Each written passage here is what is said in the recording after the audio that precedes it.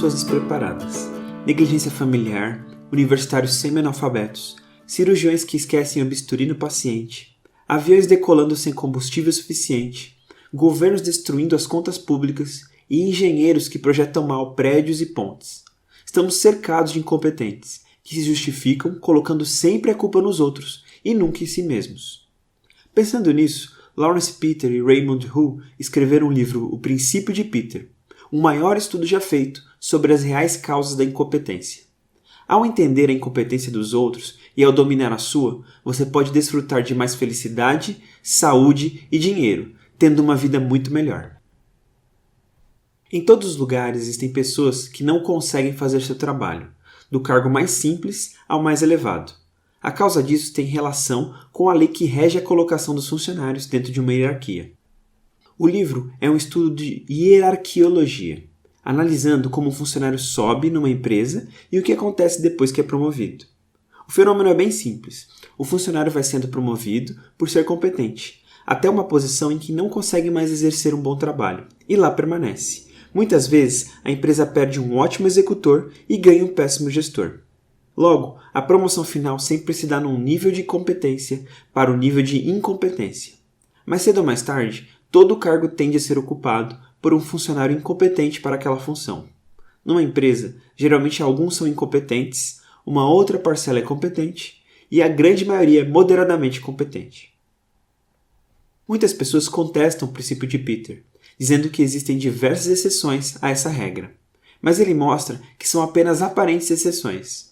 O primeiro caso é quando o funcionário é transferido de um cargo improdutivo para o outro. Na verdade, foi uma pseudo-promoção. A pessoa é promovida para um cargo onde vai causar menos estrago, e isso agrada o funcionário, motiva e engana a equipe e conserva a hierarquia. Outra aparente exceção é quando o funcionário não é promovido, mas recebe um título novo e mais pomposo, geralmente sem aumento de salário, e é transferido para um escritório mais chique. Na verdade, estão removendo o peso morto para que os outros possam trabalhar em paz. O terceiro caso são os burocratas. Para eles, os meios são mais importantes que os fins. Adoram reuniões longas, fluxogramas sem sentido e papeladas. Mas não podemos esquecer que a competência de um profissional é determinada não por pessoas de fora do grupo, mas sim por seu superior na hierarquia. Se o superior estiver em seu nível de incompetência, provavelmente vai valorizar os critérios errados. Mas logo o problema ficará evidente, porque o burocrata não sabe tomar decisões, pois é um péssimo líder. E quando o empregado tem um padrinho dentro da empresa? Qualquer um que tenha um vínculo de sangue, casamento ou amizade pode dar um empurrãozinho. O problema dessa ajuda é a relação com os colegas, que acabam comentando da incompetência do protegido, mas na verdade estão morrendo de inveja. Para uma promoção dessas funcionar, é recomendável que o padrinho tenha algo a ganhar ao te ajudar, e que você tenha o maior número de padrinhos possível. E quanto ao esforço? Todos os funcionários, dos mais tímidos aos mais agressivos, estão sujeitos ao princípio de Peter, e mais cedo ou mais tarde alcançarão seu nível de incompetência, por mais esforçados que sejam.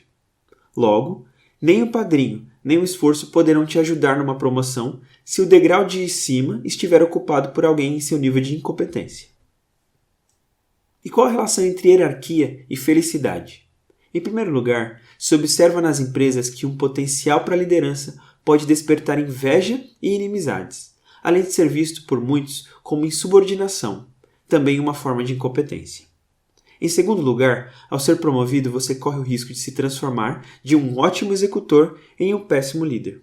Geralmente, bons seguidores não conseguem exercer liderança, reduzem a eficiência de seus subordinados e ainda desperdiçam o tempo de seus superiores. Em terceiro lugar, descobrir sua própria incompetência é um processo doloroso, mas sempre existe um trabalho ou um cargo que esteja além das suas capacidades. Porém, como o homem é hierárquico por natureza, se engana e prefere estar num nível elevado onde não consiga desempenhar um trabalho do que num nível abaixo onde é competente. Quem evita isso escapa da síndrome da posição final, onde a promoção é fonte de frustração. O segredo da felicidade é evitar a posição final. Quando uma pessoa se depara com a própria incompetência, costuma racionalizar ou colocar a culpa em terceiros, tudo para não se sentir responsável pela própria estagnação. Alguns gestores acham ser possível driblar o princípio de Peter usando testes de aptidão, mas quando aplicado por pessoas que chegaram ao nível de incompetência, acabam perdendo todo o efeito, deixando a colocação de funcionários aleatória. A principal diferença entre os funcionários que realizam o teste e os que não o realizam é que os primeiros atingem seus níveis de incompetência em menos etapas e em menos tempo. Alguns profissionais que chegam no topo e ficam insatisfeitos por estarem no limite de suas habilidades costumam trocar totalmente de carreira. Por exemplo, do exército para a indústria ou da TV para a política. Não adianta, mais cedo ou mais tarde vão atingir o limite na nova hierarquia também. Esse é considerado um tipo de incompetência compulsiva. É preciso destacar que na maior parte dos casos de incompetência, aparentemente há um desejo evidente de ser produtivo. Eles não são vagabundos ou ociosos. O funcionário seria competente se fosse capaz, mas não é. Existem 4 tipos básicos de incompetência: física, social, emocional e mental. E cada carreira exige mais habilidade em uma dessas áreas. Existem alguns sintomas físicos para identificar quem chegou no limite da capacidade em uma hierarquia. Dores de cabeça, estresse, ansiedade, depressão, úlceras, entre outros, podem revelar que a pessoa está numa posição além das suas capacidades. E o mais curioso é que o paciente que sofre da síndrome da posição final costuma se gabar dos seus sintomas, pois parecem sinais de produtividade, quando na verdade indicam exatamente o contrário. Existem também 5 sintomas não médicos da posição final. Primeiro, a pessoa se enche de telefones, computadores, papéis e livros para parecer sempre ocupada e bem-sucedida. Segundo, outro sintoma é o contrário. O profissional não tolera papeladas ou livros e tem mania de organizar o escritório e categorizar os arquivos. O motivo é o mesmo, disfarçar sua incapacidade de realizar o trabalho que realmente importa. Terceiro, obsessão por organogramas e fluxogramas. Uso de termos que impressionam, mas não significam nada, além de usar sempre siglas complicadas. Quarto, o quarto sintoma é a incapacidade de tomar decisões correspondentes ao seu cargo. Geralmente, a pessoa fica eternamente pesando prós e contras, mas não consegue sair do lugar. Quinto, outro tipo de sintoma é o hábito desagradável de só contar piadas na hora que o assunto são negócios. No fundo, as causas desses sintomas são as mesmas: fuga da realidade e procrastinação, por medo de não conseguir realizar o trabalho. De forma consciente ou inconsciente, é uma tentativa de mascarar sua incompetência. Basicamente, existem 2 formas de lidar com a própria incompetência. Primeiro, enfrentar a triste realidade de estar num cargo além das suas capacidades. Só é preciso tomar cuidado para não confundir incompetência com preguiça e ficar se martirizando.